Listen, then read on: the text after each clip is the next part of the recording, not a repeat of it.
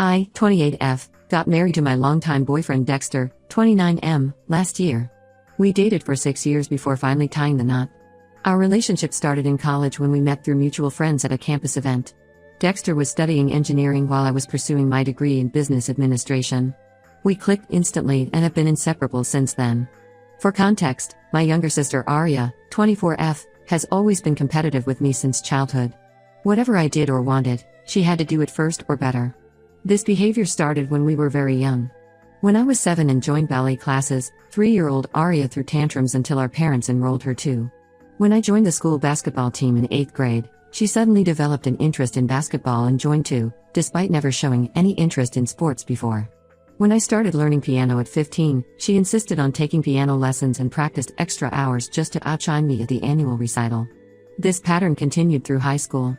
When I got straight A's in my sophomore year, Aria studied day and night until she got straight A's plus extra credit in all her classes.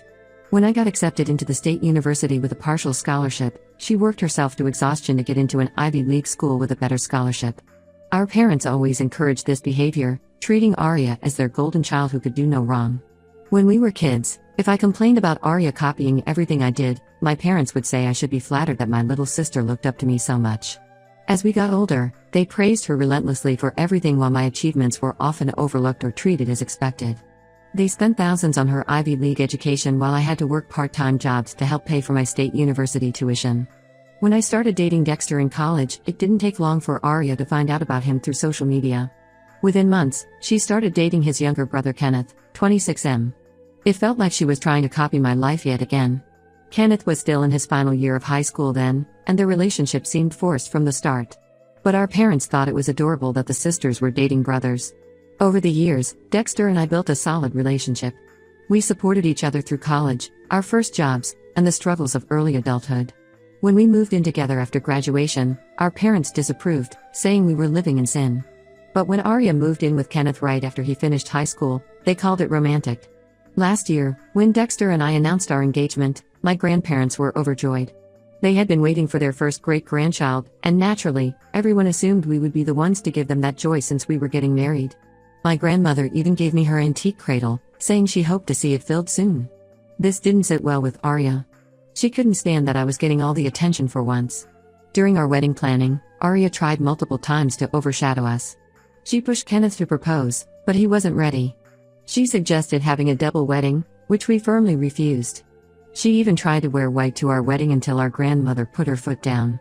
2 months after our wedding, during a family Sunday dinner, Aria announced she was pregnant. Kenneth looked shocked and uncomfortable during the announcement, almost dropping his fork when she said it. Later, we found out through mutual friends that Aria had deliberately gotten pregnant without discussing it with Kenneth. She had stopped taking her birth control without telling him, just so she could have the first grandchild in the family. My parents were ecstatic about becoming grandparents. They completely forgot about our recent wedding and shifted all their attention to Aria's pregnancy. Every family gathering became about her baby shower plans or nursery ideas.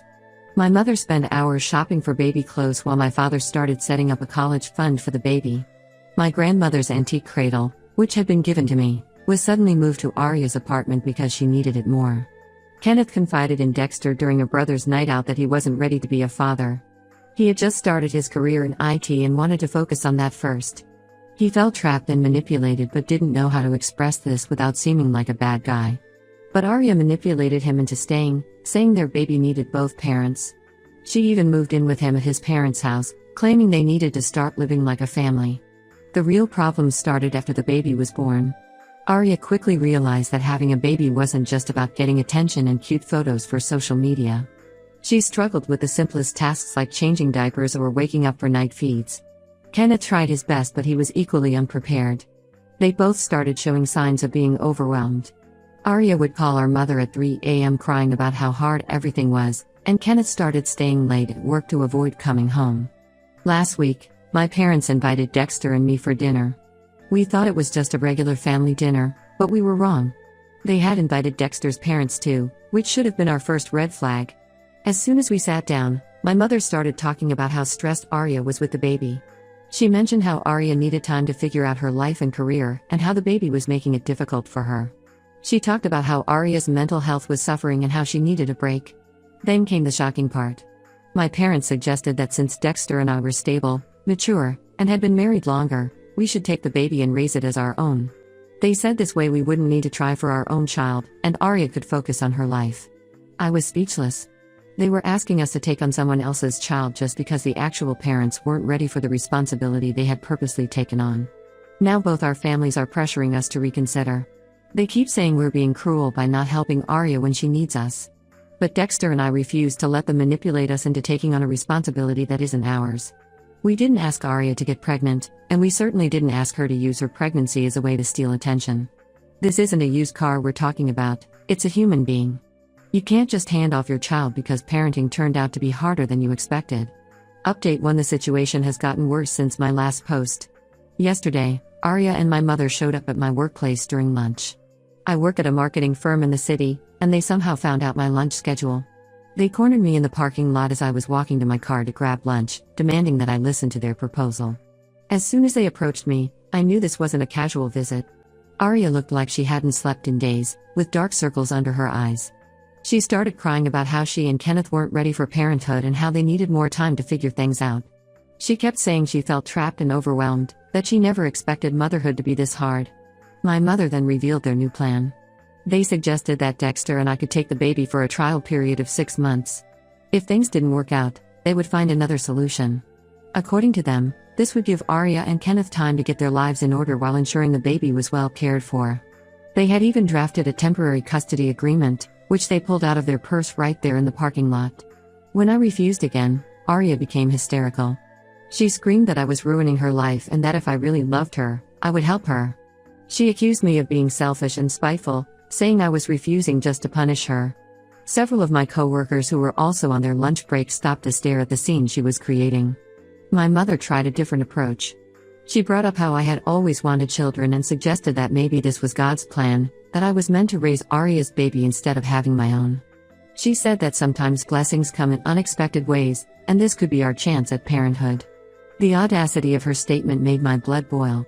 I told them both to leave before I called security.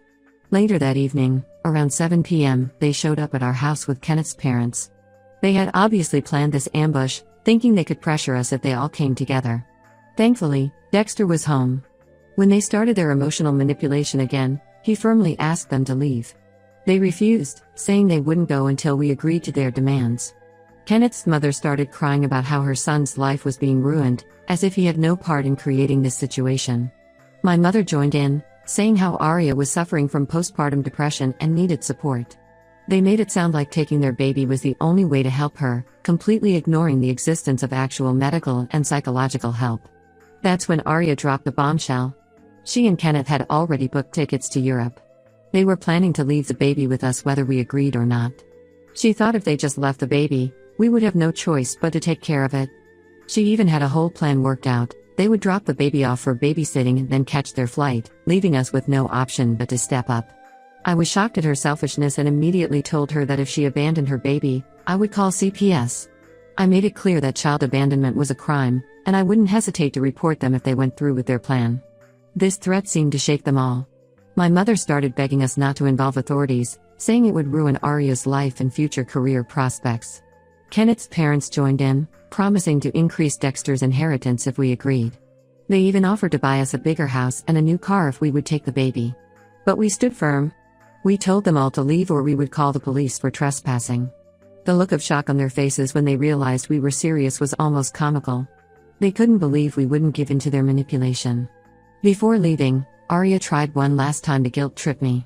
She brought up all the times I had said I wanted to be a mother, how I had always loved children, and how this could be my only chance at motherhood. She even suggested that my refusal meant I didn't really want to be a mother at all. I told her that wanting to be a mother didn't mean I wanted to enable her irresponsible behavior. I reminded her that she was the one who chose to get pregnant without thinking it through, and now she had to deal with the consequences of her actions. They finally left, but not before my mother warned us that we would regret our decision. She said that family should help family, and we were choosing to be cruel instead. Kenneth's father made a point of mentioning again that this would affect our standing in his will. After they left, Dexter and I sat down and had a long talk. We agreed that we needed to take steps to protect ourselves from future ambushes. We're looking into security cameras for our home and I've informed my workplace security about potential unwanted visitors. The whole situation has shown us just how far our families will go to force their wishes on us. It's clear they don't respect our boundaries or our right to make our own decisions. We're considering taking legal action if they continue with their harassment. Update 2: After the parking lot incident and the ambush at our house, I decided to talk to my grandfather. He has always been the voice of reason in our family, and I needed his perspective. I waited until I knew he would be alone, as my grandmother usually has her bridge club on Wednesday afternoons. I visited him at their house, bringing his favorite lemon cake from the bakery near their home. When I arrived, I found him in his study, reading the newspaper as he always does after lunch. He smiled when he saw me, but his expression quickly turned serious when he noticed my distress. I sat down in the old leather chair across from him, the same chair I used to sit in when I would visit him after school as a child. I told him everything from the beginning, about Arya's deliberate pregnancy, her inability to handle motherhood, and our parents' ridiculous demand that we take her baby. I explained about the ambush at my workplace and their attempt to force us into taking the baby by threatening to abandon it with us. As I spoke, I could see his expression changing from concern to anger. To my surprise, he already knew parts of the story but not the whole truth. My parents had told him a completely different version. According to them, Dexter and I had initially offered to adopt the baby but then suddenly changed our minds, leaving Arya devastated. They had painted us as the villains who were refusing to help family in need, making Arya out to be the victim of our cruelty. Grandfather was furious when he heard the real story. He couldn't believe that his own daughter, my mother, would try to force her older daughter to raise her younger daughter's child. He was especially angry about Arya's plan to abandon the baby with us and run away to Europe. He kept shaking his head, muttering about how this wasn't the way he and grandmother had raised their children. He immediately called my grandmother, despite her being at her bridge club. He rarely interrupts her social activities, so this showed how serious he considered the situation. When she arrived home 20 minutes later, he had me tell her everything again. By the end of my story, both of them were visibly upset. They both agreed that this situation had gone too far. Grandfather said he had watched over the years as my parents consistently favored Arya, but he had hoped they would grow out of it. Now he realized their favoritism had created this mess, enabling Arya's irresponsible behavior while expecting me to clean up after her. That's when grandfather made an unexpected offer. He owned several properties, including a beautiful house in a quiet neighborhood about an hour away from our current home. The house had been a rental property for years, but the current tenants had just moved out. He offered to give it to us, saying we needed to distance ourselves from this toxic situation. At first, I tried to refuse. The house was worth at least $500,000, and it felt like too much to accept. But grandfather insisted. He said he had planned to leave it to me in his will anyway, and giving it to us now would help us escape this impossible situation. My grandmother agreed with him. She said that sometimes the only way to deal with toxic family dynamics is to create physical distance. She also pointed out that the house would give us space to start our own family when we were ready, without interference from either set of parents. They had their lawyer draw up the paperwork the very next day. The house was transferred to our names with the condition that we couldn't sell it for at least 5 years, not that we would want to. Grandfather said this condition was to prevent our parents from trying to pressure us into selling it and giving the money to Arya. When I got home that evening and told Dexter about my grandparents' offer, he was stunned. He had always gotten along well with my grandparents, but this level of support was unexpected. We spent the night discussing the offer and what it would mean for us. Moving an hour away would mean longer commutes to work, but the peace and distance it would provide seemed worth it. We decided to accept my grandparents' generous offer. The house needed some minor renovations before we could move in, but grandfather offered to cover those costs too. He said he wanted us to have a fresh start, free from the drama and manipulation we'd been dealing with. Update 3: It's been 3 months since we moved into the house my grandfather gave us. The distance has helped immensely in maintaining our sanity. The first thing we did after moving was change our phone numbers and only gave the new ones to my grandparents and a few trusted friends. We also installed a comprehensive security system with cameras, just in case anyone tried to show up uninvited. The house has become our sanctuary. We spent the first month repainting and making it our own. Dexter converted one of the spare rooms into his home office, and I turned another into a library, something I've always wanted. The large backyard gives us space to garden and relax, far from the drama we left behind. Arya and Kenneth never went to Europe. After realizing we were serious about calling CPS, they had no choice but to step up as parents. From what we've heard through mutual friends, they're both finally taking parenting classes and seeking help with childcare. Kenneth's parents stopped threatening us with the inheritance when they realized we weren't going to change our minds. My mother still tries to reach us through mutual friends. She sends messages saying we're being childish by moving away and that we're breaking up the family. She even tried to get my work email address to contact me, but thankfully my company respects employee privacy. Last week, she sent a letter through one of my cousins, claiming that Arya was depressed because of our actions and that we were being cruel by not helping her. My father hasn't made any direct attempts to contact us, but he's been telling everyone who will listen that we abandoned the family when they needed us most. He's trying to paint us as the villains in this story, but most people who know the whole truth understand why we had to distance ourselves. My grandparents have been our biggest supporters through all this. They regularly visit us in our new home and have made it clear to everyone that they stand by our decision.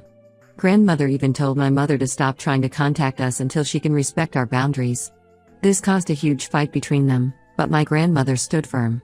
Dexter's parents eventually apologized for trying to manipulate us with the inheritance threat. They sent a letter acknowledging that they were wrong to try to force us into taking Arya's baby. However, we're still keeping our distance. One apology doesn't erase months of manipulation and pressure.